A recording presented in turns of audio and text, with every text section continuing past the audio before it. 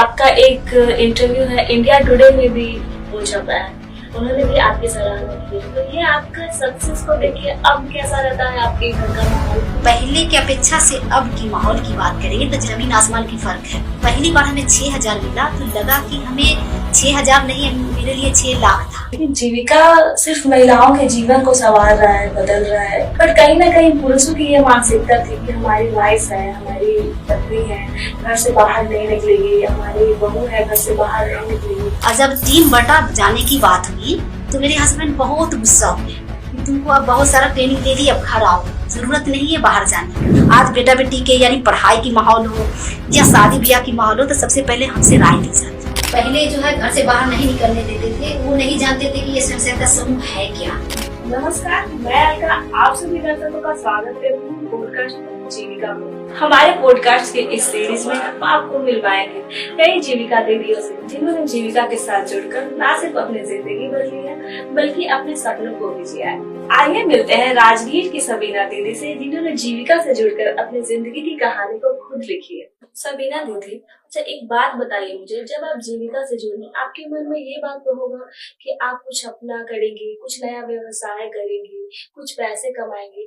तो जब भी आपने जो भी बिजनेस किया पहले तो उसके बारे में हमें बता दीजिए। उसके बाद आप हमें ये बताइए कि जब आपके हाथों में आपकी पहली कमाई आई तो उसे देखकर आपको कैसा लगा, वो अनुभव कैसा था, ये आप हमारे दर्शकों को बताइए। सबसे पहले शुरुआत में 2010 में जब हमारी ग्राम संगठन बनी थी तो उस समय हमें वीओ की लीडर अध्यक्ष के रूप में चुना गया था। तो अध्यक्ष बन गए लेकिन हम अपने हस्बैंड से नहीं बताए थे। तब उनको बाद में पता चला, यानी हम ही बताएं कि हम अध्यक्ष बने हैं ग्राम संगठन की। उन्होंने हमें बहुत डांटे, क्यों बनी हो तुम, बनी हो अध्यक्ष तो कल के और तुमको कहाँ ब्लॉक जाना पड़ेगा, बैंक जाना पड़ेगा, यहाँ जाना पड़ेगा। बहुत बोले, उनको समझाए कि कम से कम देखेंगे तो कि दुनिया कैसा, बैंक कैसा है, ब्लॉक कैसा है, तो धीरे धीरे सीखेंगे। और हम अकेले ही नहीं जाएंगे, हमारे साथ 3 दीदियां होगी जो कि बैंक जाने में हमें सपोर्ट करेगी, तीनों मिलकर बैंक का काम करेंगे। इस तरह से हम जो है पहले बैंक गए।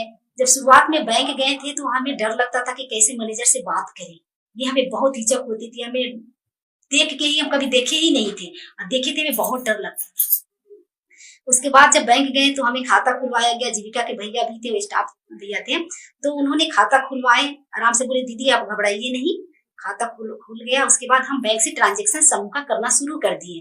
उसके बाद हमें लगा कि कुछ करना चाहिए, तो हमें 2010 में जब ग्राम संगठन बना था तो उसमें सीआरपी की बहाली आई थी, जिसमें कि दूसरे ब्लॉक में जाकर एसएजी बनाना, एसएजी को ट्रेनिंग देना, वीओ बनाना, वीओ को ट्रेनिंग देना, ये सब काम मिला था। जिसमें हम अपना नाम पहले ही दे दिए थे, पहले नाम जाता था, उसके बाद ट्रेनिंग होती थी। नाम तो दे दिए, उसके बाद हम अपने हस्बैंड से आके बोले कि ऐसी ऐसी बात है जो हमें ट्रेनिंग मिलेगी, उसके बाद हम जो है दूसरे गांव में जाकर ट्रेनिंग देंगे। तो उन्होंने बताया कि जे नहीं ये सब अच्छी बात नहीं, कि नहीं भाई उसके बदले पैसे मिलेंगे हमें। तो बताए कि जे तो कौन कौन जाएंगे, हम बोले कि हमारे साथ टीम बनता है, टीम के साथ हम काम करेंगे। वो बोले ठीक है जाना। चले तो गए दीदी। उसके बाद नाम आया, ट्रेनिंग में गए, 3 दिन का ट्रेनिंग भी लिए। और जब टीम बटा जाने की बात हुई तो मेरे हस्बैंड बहुत गुस्सा हुए कि तुमको अब बहुत सारा ट्रेनिंग ले ली, अब घर आओ, जरूरत नहीं है बाहर जाने का। हम तो डर गए कि ट्रेनिंग ले लिए, नहीं जाएंगे तो सब लोग जाने नहीं देंगे। उसके बाद उनको बहुत समझाए पर समझे नहीं। फिर हम अपने दीदी जो टीम में दीदी थी उनसे समझवाए, हम अपने भैया को फोन करके समझाए, स्टाफ भैया को भी बोले कि आप भी समझाइए। इस तरह से उनको समझाया तो वो समझ गए। जब पहली बार हम गए अब दूसरे ब्लॉक में तो काम किए, तो समझिए 15 दिन का हमें ड्राइव था। तो सही से यानी 15 दिन हम रो रो के वहां रहे, तुम चली आओ, हमें समाज वाले जीने नहीं दे रहा है, कि देखो मर्दों के घर में है, औरतें को बाहर भेज रहे हैं। इस तरह से बहुत बोलते थे। उनको समझाया कि ठीक है हम आते हैं, उसके बाद फिर बात करेंगे। तो आए। उसके बाद उनसे बोले कि देखिए बोलने वाला, मजाक उड़ाने वाला सब है, लेकिन एक रोटी देने वाला कोई नहीं है। आपके बच्चे हैं, कल पढ़ाई लिखाई होगा तो कौन देगा, कोई नहीं देगा, लेकिन मजाक उड़ाने वाले सब है। इस तरह से उनको समझाए तो हमें पति भी बहुत सपोर्ट किए। पहले तो बहुत पैर खींचे, उसके बाद सपोर्ट बहुत किए। आज जो है, पहले मेरे हस्बैंड सिलाई का काम करते थे, आज जीविका से लोन लेकर और अपने राज्य में भी नहीं अन्य राज्यों में भी काम करके सीआरपी के रूप में हमने अच्छे खासा पैसा कमाए और अपने हस्बैंड के कपड़े का दुकान करवाए। आज जो है मेरे बच्चे लोग भी ग्रेजुएशन कर चुके हैं, 3 बच्चे मेरा, और बाकी भी पढ़ाई कर रहे हैं। इस तरह से मेरा जीवन सफल था। जब पहली बार मेरा कमाई आया था तो उस समय 6,000 महीने का मिलता था। 2010 की बात करें, जब पहली बार हमें 6,000 मिला तो लगा कि हमें 6,000 नहीं, मेरे लिए 6 लाख था, ये लगा। तो हमें बहुत ही गर्व हुआ, यानी अच्छा लगा, बहुत ही उत्साहित हो कि नहीं हम भी कुछ कर सकते हैं और भी कुछ कर सकते हैं। तो अपने राज्य में इतना मिलता था, अदर राज्य में जाते थे तो हमें 45,000 मिलता था महीने का। आपकी बातों से हमें पता चला सबीना दीदी कि पहले जब आप घर से बाहर निकलती थी तब आपके पति गुस्सा करते थे, या समाज का माहौल ऐसा था कि लोग बोलते थे कि आप घर में हो, आपकी वाइफ बाहर जा रही है। आप बिहार से बाहर भी जाती हैं, दूसरी जगह भी जाती हैं, और इनफैक्ट आपका एक इंटरव्यू है इंडिया टुडे में भी वो छपा है, उन्होंने भी आपकी सराहना की है। तो ये आपका सक्सेस को देखिए अब कैसा रहता है आपके घर का माहौल? पहले की अपेक्षा से अब की माहौल की बात करेंगे तो जमीन आसमान की फर्क है। पहले जब हम चलते थे, घर से बाहर निकलते थे दीदी, तो हमें लोग बोलते थे कि अच्छा ये जो है इकबाल की बीवी है, मेरे पति के नाम से, ससुर के नाम से जानते थे। लेकिन अब मेरे हस्बैंड चलते हैं ना तो बोलते कि सबीना दीदी की पति है, इस तरह से। दूसरी बात क्या है कि जब 2016 में जब मेरा ये आया था, सबीना आइकॉन बनी सबीना पेपर में छपा था, तो उस समय सबसे पहले कॉल जो है मेरे हस्बैंड किए थे। पेपर जब पढ़े दुकान में, 2016 में ही हम दुकान करवाए थे उनको, जब दुकान में पेपर लेते तो पढ़े तो देखे सबसे पहला फ्रंट पर मेरा ही तस्वीर था। उन्होंने सबसे पहले तो हमें थैंक यू बोले कि बहुत अच्छा सबीना जी, एक खुशखबरी है। बोले क्या है? बताएं कि जे तुम्हारा जो पेपर में नाम आया तुम्हारी तस्वीर के साथ। बोले वाह, तो उनको बहुत अच्छा लगा। वो बोले कि आज जो है, आज भी बोलते हैं कि आज जो मेरा वजूद है तुम्हारी वजह से, मेरे वजह से तुमको नहीं है।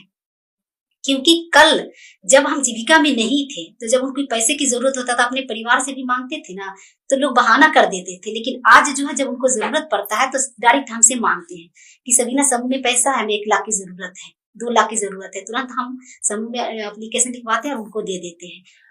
और भी बात कहें कि अगर कोई भाई भाई में अगर बात करते थे, घर की माहौल की बात करें, तो अगर हम लोग चले जाते थे, बोलते तुम घर की औरतें हो, तुम क्या सुन रही, जाओ घर के काम करो। लेकिन आज की बात करें तो आज जो है लड़का लड़की के देखने की बात भी आती है ना, तो चलो सबीना को लेकर चलते हैं। तो इस तरह से माहौल बदल रहा है, बहुत जमीन आसमान की फर्क हमें लगता है। आज बेटा बेटी के यानी पढ़ाई की माहौल हो या शादी ब्याह की माहौल हो, तो सबसे पहले हमसे राय ली जाती है। सबीना दीदी, आप हमें ये बताइए, जीविका से जुड़कर आपके जीवन में तो बहुत बदलाव आया, ये सब अभी हमें बताया, हमारे दर्शकों को भी बताया, पर आप ये बात हमें बताइए कि जीविका सिर्फ महिलाओं के जीवन को संवार रहा है, बदल रहा है, पर कहीं ना कहीं पुरुषों की ये मानसिकता थी कि हमारी वाइफ है, हमारी पत्नी है, घर से बाहर नहीं निकलेगी, हमारी बहू है, घर से बाहर नहीं निकलेगी।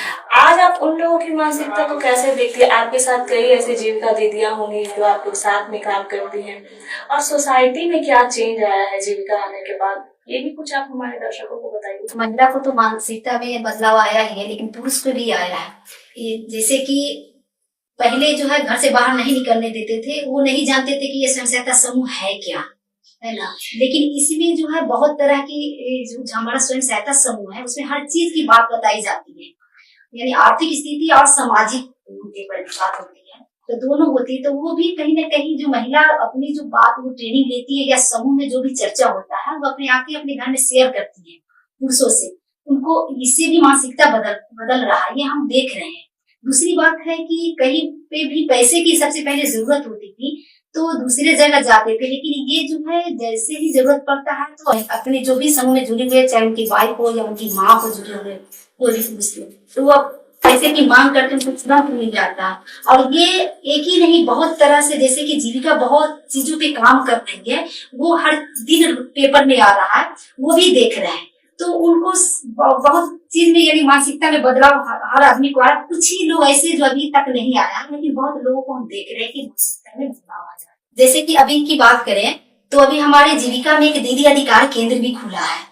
जैसे दीदी के साथ अगर कोई भी किसी तरह का हिंसा हो या बच्चे की पढ़ाई की बात हो, शिक्षा की बात हो, बच्चियां के या किसी भी तरह की बात हो, तो वो है जो हमारे दीदी अधिकार केंद्र में केस लाती है।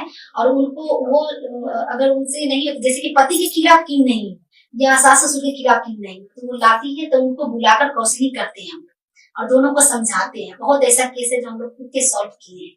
वो जान गए हैं कि ये एक ऐसी जगह, एक ऐसी मंच है महिलाओं का, जीविका का, जो दीदियों का मंच है, जो कि यहाँ पे अच्छी अच्छी बात को बताया जाता है, घर को संभालने के लिए बताया जाता है, वरना बर्बाद करने के लिए नहीं। इसीलिए उन लोग को बहुत चीज में चेंजिंग आया है। बदलाव तो दीदी यकीनन बिहार में बहुत आया है, मैंने खुद ने देखा है।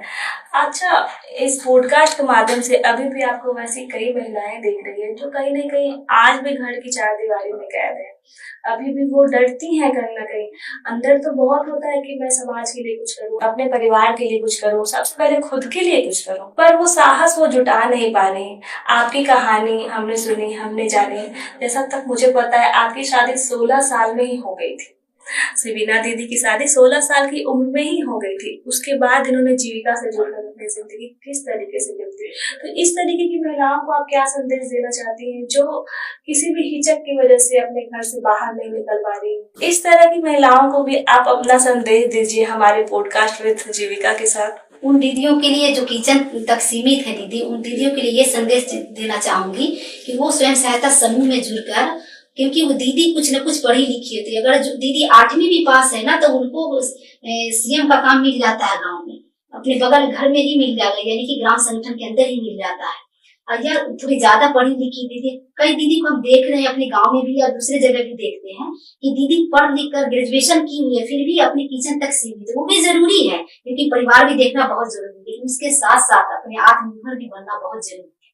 और कैसे अपने बाल बच्चे को, कैसे अपने परिवार को आगे बढ़ाए, वो सबसे ज्यादा अहम भूमिका महिलाओं की होती है। तो अगर वो अपने आत्मनिर्भर नहीं बनेगी तो फिर कैसे वो अपने परिवार को या बच्चे को आगे बढ़ा सकती है। इसलिए उनको आत्मनिर्भर बनना बहुत जरूरी है। स्वयं सहायता में समूह में जुड़कर वो आत्मनिर्भर बन सकती है। तो धन्यवाद सबीना दीदी हमारे साथ जुड़ने के लिए। ये थी सबीना दीदी। मिलते हैं हम फिर से नए एपिसोड में किसी नए चेहरे के साथ, नई कहानी के साथ।